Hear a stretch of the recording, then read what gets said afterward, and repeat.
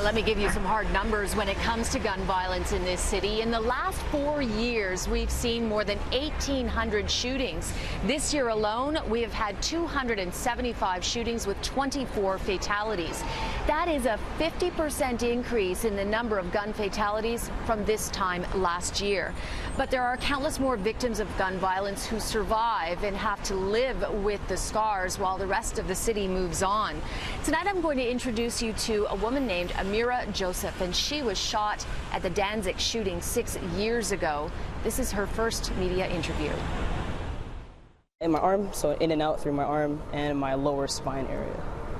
Do you have a scar? Yeah, so it's roughly here and to the back here. So basically in and out. And you still have the bullet in your spine? Yeah. What did those 2 bullets do to your life? How have they changed your life? It changed it dramatically. It was one of the worst nights of gun violence ever in Toronto, a shootout in a crowd of 200 people who were at a community barbecue. 2 people were killed and 22 injured. Amira Joseph was there with friends. Ever since she was a young girl, she had wanted to be a police officer and was in school for that career path. Those dreams ended that night because of the bullet that went into her spine that has left permanent damage. So when you hear about the gun violence that we've been having, what goes through your mind? It could happen anytime, anywhere. I usually don't go out unless I feel comfortable, or I go out with a certain group of people that make me feel comfortable. Any Canada Day, long weekend, a firework in general, that just sets your mind off, as you never know what it could be. And that's my big thing. I usually don't go out around those times unless I'm with a certain amount of people that I feel comfortable. And just hearing a firework in general, you never know if it's just one or it's just 2, but the ring of it consecutively, it brings your mind back to, okay, let me relax, let me just figure out, let me take a deep breath. That will stay with you your whole life? That's definitely going to stay with me my whole life. I physically see it. I feel it every day. So it's not like the reminder's not going to be there, I'll always be there. Life goes on, but people got to understand that sometimes life goes on, but there's consequences to figure out what you're actually doing. Now we need everyone to come together to understand that it's not just a single individual or a single community. It's the whole city of Toronto right now. That's the way I see it, is like on a rampage that for things that don't need to be happening at all.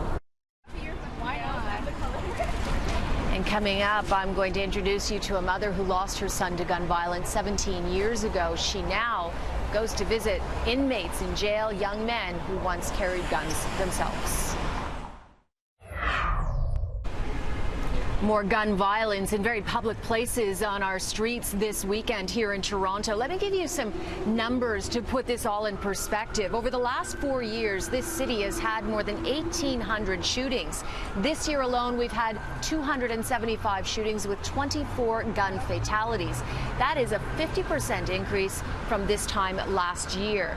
And there are countless more people who will be forever in pain from gun violence.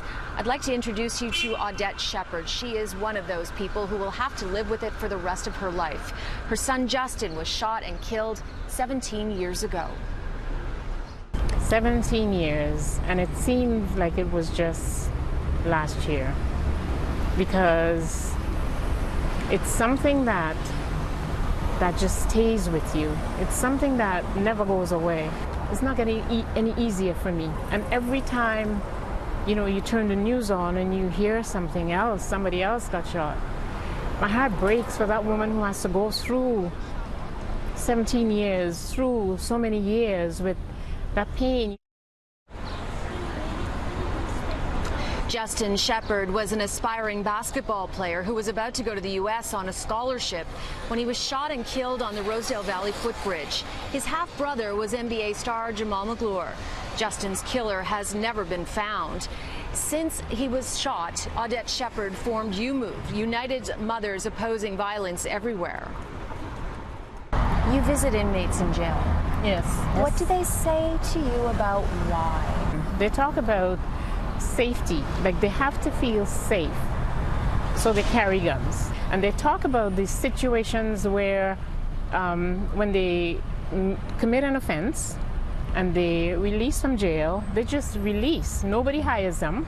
Right. No, you know, nobody, they can't go back to school, so there's no opportunity to try to continue that rehabilitation. They don't have that hope of a good future.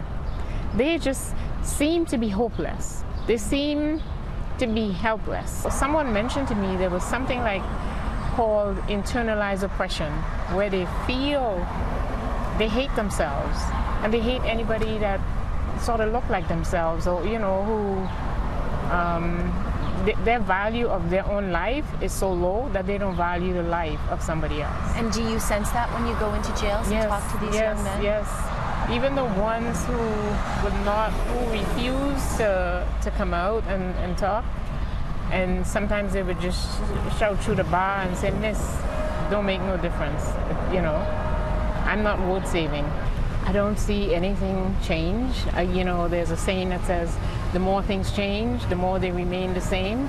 And it's just so heartbreaking, and it's so frightening that after all these years, like, nothing seems to have changed. We need to be able to develop more than one strategy, because so many people have worked previously. I remember the Honorable Roy McMurtry and the previous MPP, Dr. Alvin Curlin.